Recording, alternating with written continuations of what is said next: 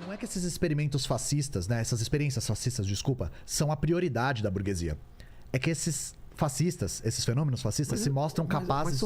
Mas é bom pra burguesia? Sim. Mas por quê? O experimento fascista, um movimento pró-fascismo? Eu vou demonstrar o porquê, né?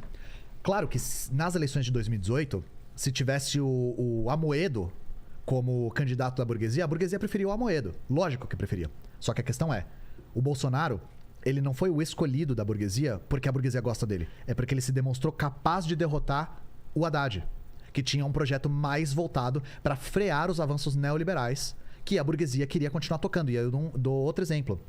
O Bolsonaro, ele deu um 180 no discurso econômico dele, ele visível. Era nacionalista. Exato, é visível isso. E isso é a ingerência da burguesia, usando ele como peão mesmo. Falando, esse cara, ele consegue mobilizar as massas.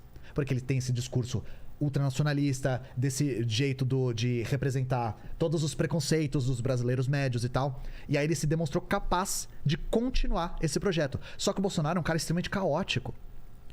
A gestão dele da pandemia foi uma coisa de louco, assim. Foi uma não agradou coisa... nem a burguesia? Parte da burguesia, não. Com certeza não. Parte da burguesia, sim, porque lucrou muito em cima da crise da pandemia. Mas não existe monolito da burguesia, né? E aí, parte da burguesia rompe com o Bolsonaro, né? E começa a apoiar nem o Bolsonaro nem o Lula, ou algumas ostensivamente o Lula, né? Porque o projeto do Lula tá se demonstrando o mais reacionário que ele já teve. O Lula 3 vai ser... O Alckmin é o vice dele. Agora você falou uma coisa que... O projeto mais reacionário... Que ele já teve. Que ele já teve. O Lula 3 vai ser... Vai ser muito pior que vai ser muito pior. Porque as condições, o poder de barganha da classe trabalhadora é mínimo. A gente tá se contentando só com o não Bolsonaro. Qualquer coisa no lugar dele é melhor. Entendi. Então, essa despolitização vai fazer com que esse caráter conciliatório do governo do Lula penda mais pro lado da burguesia sempre, sabe? Porque agora ele conseguiu mais apoio político por conta do negativo que o Bolsonaro deixou. E aí, a respeito da internet, eu queria até completar. A gente sempre tem que salientar que o fato da direita, e principalmente da extrema-direita, ocuparem a internet com tanta competência, não é mérito. A direita e a extrema-direita têm acesso a uma coisa que a gente não tem. Grana. Muita grana.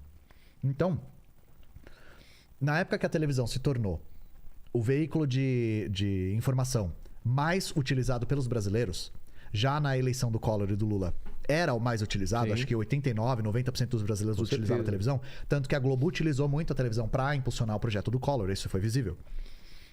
Nessa época, os comunistas ficaram muito... tiveram muita dificuldade, porque não dá para um comunista comprar um canal de TV. Os comunistas conseguiam fazer jornais, por exemplo, na época que o jornal era o veículo de mídia principal. Conseguiam fazer revistas. Mas ter um canal de TV era uma coisa impossível. A internet, ela criou um espaço que a gente talvez possa disputar. Só que a questão é, nós estamos em desvantagem justamente porque os canais de direita, os produtores de direita, investem grana pesada nisso. E aí eu dou um exemplo. Entre 2020 e 2021, o Brasil Paralelo gastou 5 milhões de reais em propaganda no Facebook. 5 milhões. No YouTube foi 1 milhão e, sei lá... 1 milhão e 300 mil. 1 milhão e 300 mil no YouTube. A gente não tem essa grana. Então, a penetração que esse conteúdo de direita tem é por conta de pesado investimento, não é só mérito. Não é porque o povo olhou as opções que tinha e falou, eu concordo mais com esse lado. Às vezes é o que chega até as pessoas, por conta de impulsionamento, sabe? E aí o que a gente fez, por exemplo? Mas também não era uma demanda que estava adormecida também?